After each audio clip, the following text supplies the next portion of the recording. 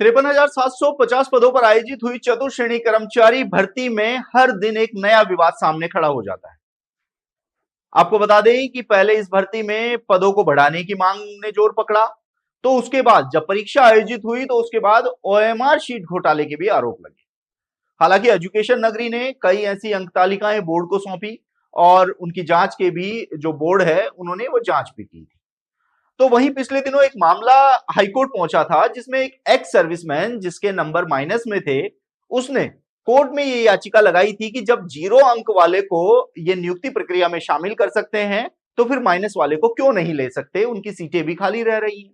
हालांकि इस पर कोर्ट ने आश्चर्य भी जताया था कि 0 अंक को कैसे नौकरी दी जा रही है और जो जवाब है वह भी मांगा था।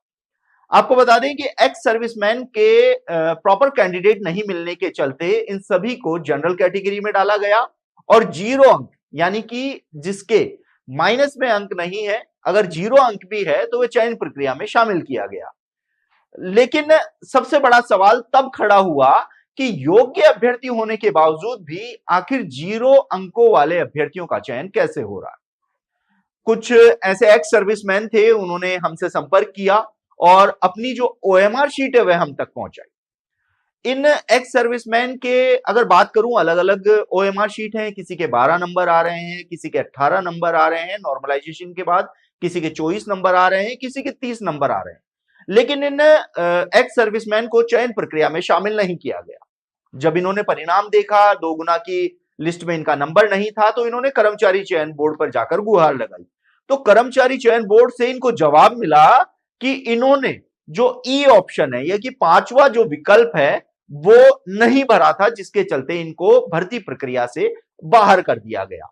हालांकि ये नियम है कि यदि आप किसी भर्ती परीक्षा में शामिल हो रहे हैं तो 10% जो सवाल है, अगर इससे ऊपर आपने किसी भी ऑप्शन को नहीं चुना है तो आप अपने आप भर्ती प्रक्रिया से बाहर हो जाएंगे, यानी कि आप उस भर्ती में नहीं गिने जाएंगे, चाहे आप मेरिट में ही क्यों ना आ रहे हो। लेकिन जब इन एक्स सर्विसमैन ने अपनी ओएमआर शीट हमें भेजी तो उसमें साफ नजर आ रहा है कि इन्होंने कोई भी सवाल नहीं छोड़ा। जो सवाल थे उन्होंने ये अटेम्प्ट किए और जिनके जवाब नहीं आ रहे थे उनकी इन्होंने ई ऑप्शन भरा। अब ये एक्स सर्विसमैन दर दर भटक रहे हैं। देखिए, कर्मचारी चयन बोर्ड से इनको टका सा जवाब मिल गया कि आपने ई ऑप्शन सेलेक्ट नहीं किया हो गया, इस वजह से आप भर्ती प्रक्रिया से बाहर हो गए।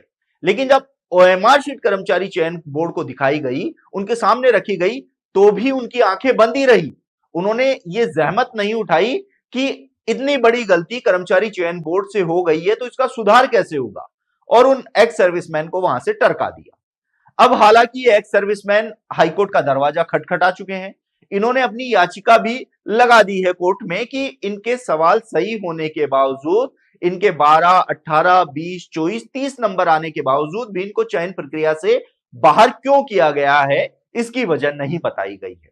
हालांकि अब यह मामला हाईकोर्ट पहुंच चुका है और हाईकोर्ट में इस मामले पर सुनवाई होगी, जिसके बाद ही पता पड़ेगा कि हाईकोर्ट इन अभ्यर्थियों को लेकर क्या फैसला लेता है। लेकिन एक बार फिर से कर्मचारी चयन बोर्ड की परीक्षा प्रणाली पर बड़े सवाल खड़े हुए हैं कि आखिर इतनी बड़ी गलती कर्मचारी चयन बोर्ड कैसे कर सकता है, जब जिन एक्स सर्विसमैन अभ्यर्थियों के प्लस में नंबर आ रहे हैं उसके बावजूद उनको जो भर्ती प्रक्रिया से है वह बाहर कैसे किया जा सकता है। बहुत सारे सवाल हैं। कर्मचारी चयन बोर्ड से चतुर्थ श्रेणी कर्मचारी भर्ती के अभ्यर्थी सवाल पूछ रहे हैं। हालांकि इनके जवाब इनको मिल नहीं पा रहे हैं क्योंकि इनका toll free number not reachable आता है, नॉट रिस्पॉन्डिंग आता है, मेल का कोई रिप्लाई आता नहीं है, वहां पर जाके किसी से मुलाकात होती नहीं है।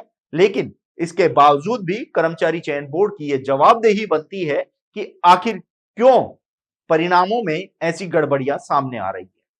अब देखना होगा कि इन एक्स सर्विसमैन को कब न्याय मिलता है, लेकिन इन कमियों और खामियों को गिनाने का हमारा काम है, उनको बताने का हमारा काम है, जो हम पूरी तरीके से करते हुए आपको दिखाई देंगे। आप देखते रहिए एजुकेशन नगरी। मैं हूं ललित वर्मा।